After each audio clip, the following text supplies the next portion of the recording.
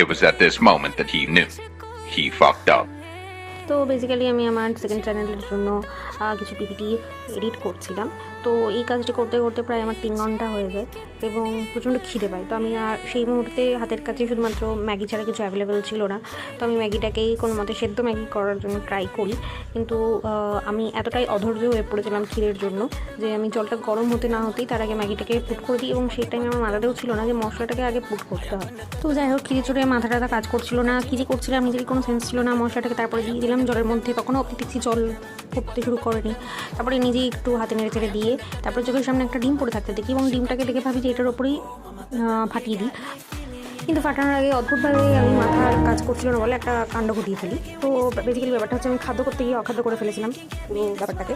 তো খিদের জ্বালাতে এবং মাথা পাগলামিতে কিছু একটা পদার্থ তৈরি হয়ে যায়। যাই হোক, দেখা হবে তোমাদের সাথে পরবর্তী ভিডিও জন্য।